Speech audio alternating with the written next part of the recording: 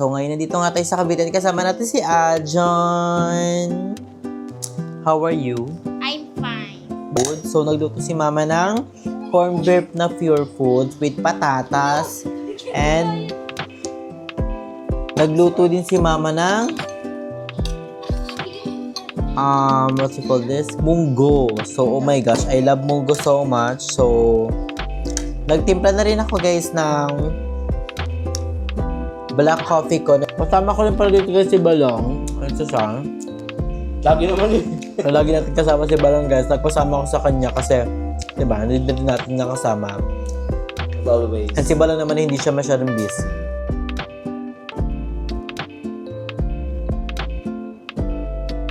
And we're done. Ready na pagkain ng mga bata. Tadadadada! Tika-tika-tika kakain ka na, Fanny. Ayun na siya.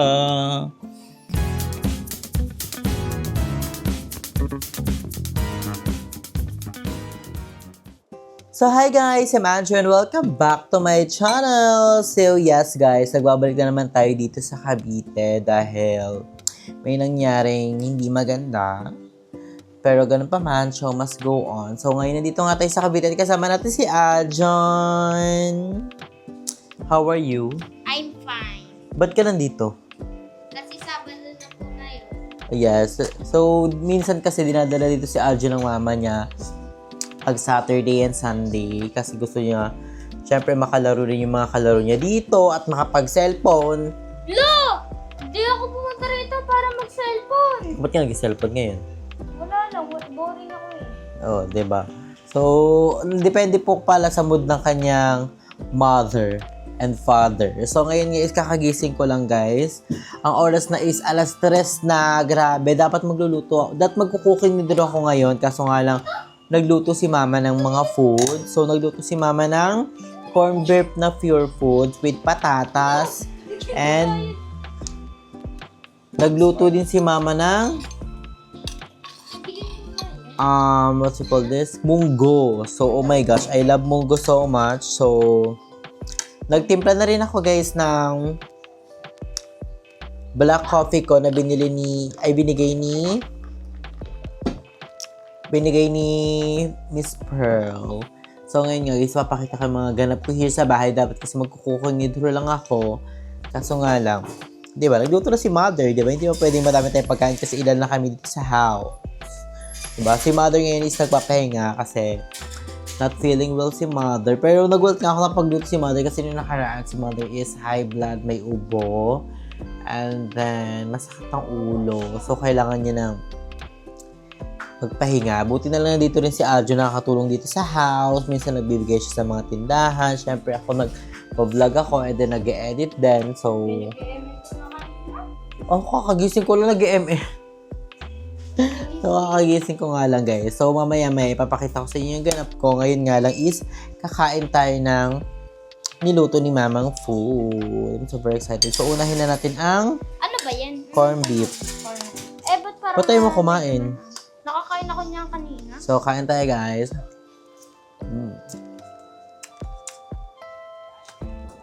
Kasama ko rin pala dito guys si Balong. Ito siya. Lagi naman eh. So, lagi natin kasama si Balong guys. Nagpasama ko sa kanya kasi, diba, hindi din natin nakasama. As always. And si Balong naman hindi siya masyadong busy. Alright, kumakain na kami ngayon. Pinagkakabisiyan lang namin. Kami dalawa na. Yes. So, ang pinagkabisihan namin is mag-content everyday Yes. in life. Diba? Kasi sayang naman eh. Kaya, laban lang kapag upload. Correction, tunay. Dapat ganda. I think Pure Foods ata, ito dito Del Mundo. Ata. Ryan, nikman natin yung munggo. Gusto ko sa munggo may chicharon. Chicharon? Yung ano? Maraming chicharon. Yung Martis. Coco Martis. Chicharon. Pwede naman yung Martis. My gosh. Coco Martis. Grabe guys, every January pa lang daming piyesta. Like may sinulog. Hindi ko makapunta sa sinulog sa Cebu. Kaso nga lang, niyaya ako ng friend ko. Kaso nga lang sabi ko, Pero I'm not prepared pa to gastos. May pinaghahandaan pa po. Yes, kasi may mga bayarin pa nga tayo. And pesta din sa Santo Niño, Ano niya? sa Parañaque, and also pesta din sa San Pablo, Laguna. Grabe, sunod-sunod ang piyesta. Yung Coconut Festival ata sa San Pablo. Mhm. So, sobrang daming piyesta. So, hindi ko alam kung ano pupuntahan natin. Pero hindi tayo pupunta sa Cebu, ha? Pero gusto ko pumunta sa Barangay Santo Niño. Gusto ko ma-experience doon. Kasi doon ako nag-high school. Doon ako nag-junior high sa senior high. So, gusto ko maranasan doon dahil mga classmate din naman ako doon. So, pero we don't know. Try natin ang ating best kung makakapag-festa tayo doon. Pero ang sarap nung ano pala. Ang sarap nung munggo. Ano ka munggo?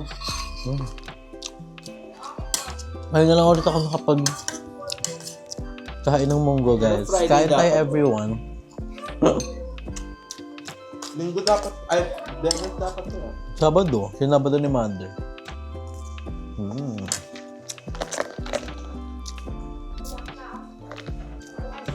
So, ayun guys. So, kain muna kami. And then later, update natin tayo sa mga ganap natin. A few moments later. So, ngayon guys, maghuhugas naman tayo ng plate at merong kaldero. Sa mga ayaw kong hugasan ng kaldero. Diyan muna siya. Pansamantala. You know guys, I love panghugas. Isa to sa mga specialty ko. Specialty ko sa paglilinis. Ang paghuhugas. So, banlawan muna natin sila. Kasi may mga chevering-bariring pa yan sila. Bago natin sabunan. Naghuhugas ka? Gugugas mo talaga. No!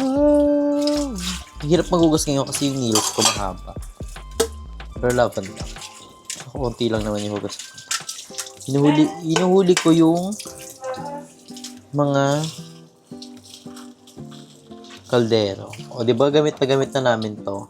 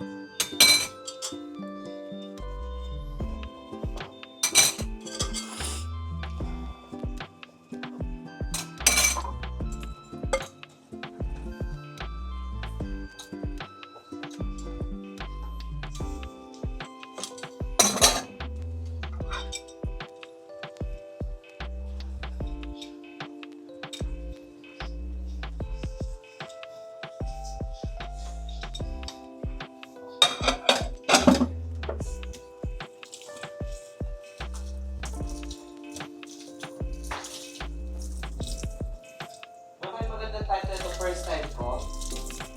Saan? Ito daw yung exchange guide.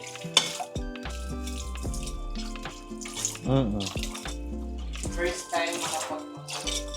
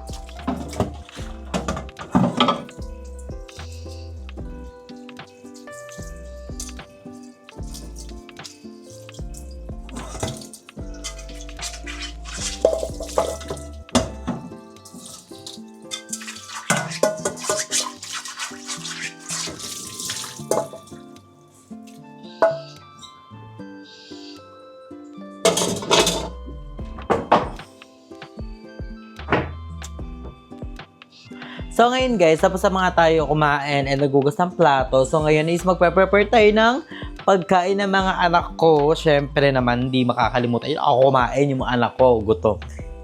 Diba? So, ano to? Preparing ni Drew. So, ayan. Kay Odette is isang taka lang ng dog food. And,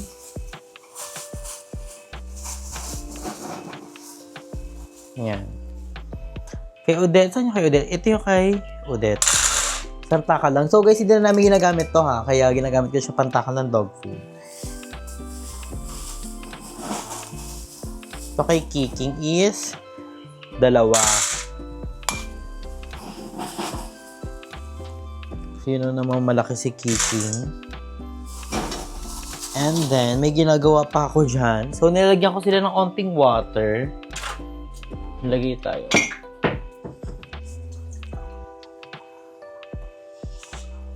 So, lagyan natin onting water. Kahit pa paano medyo lumambot.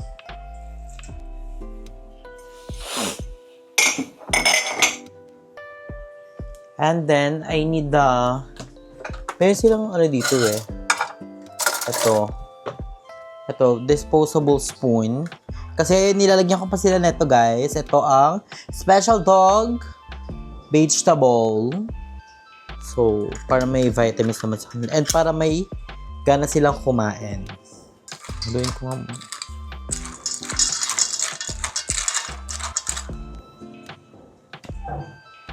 So, yung ginagawa ko, inauntian ko lang neto para may malasahan lang silang may cheberu.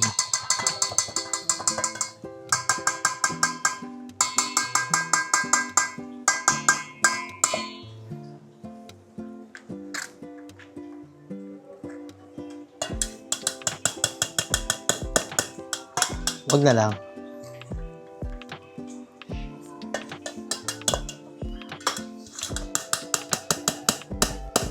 Ay! Sayang.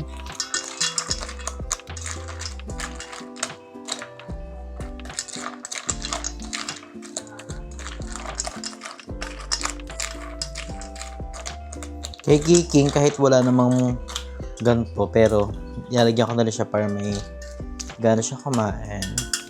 Kay Odette talaga kailangan medyo madami kasi maartiyan siya. Picky eating kasi si Odette, guys. Kasanay kasi siya sa mga chicken. Hinanay siya ni ate ng chicken. Hinimayan pa yan ni ate Jen. Baby niya yan. Si Odette. Kaya miss na nga ni ate yan si Odette. At si Basang. Si Basang hindi niya mahinimayan pero love niya pa rin yung mga dog ko.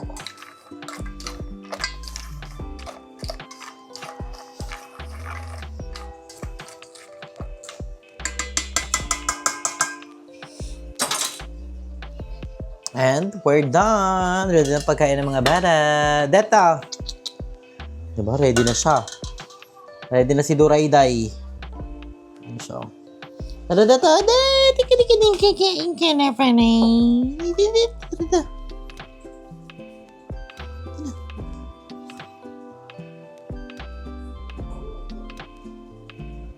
Maarte na naman. Maarte na naman.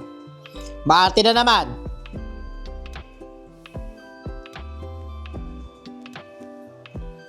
Ate na naman. So guys, gusto niya kasi walang kumikita sa kanya pag kumakain siya. Pero ayun, kakain na siya.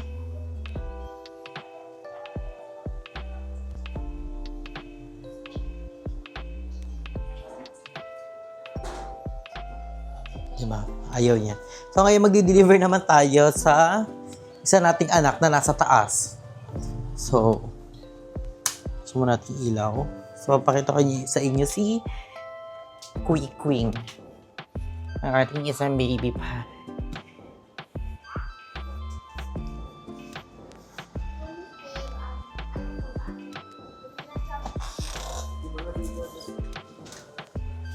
Ito rin si Kiking. Kiking!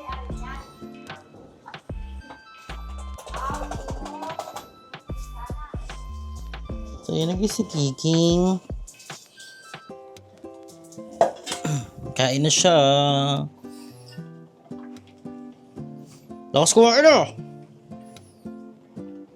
A few moments later.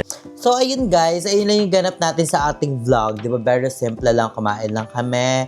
And then, naglinis lang tayo ng ating pinagkainan. Pinakain natin yung mga dog. So, very simple vlog muna tayo today. Kasi, you know, the weather is not good.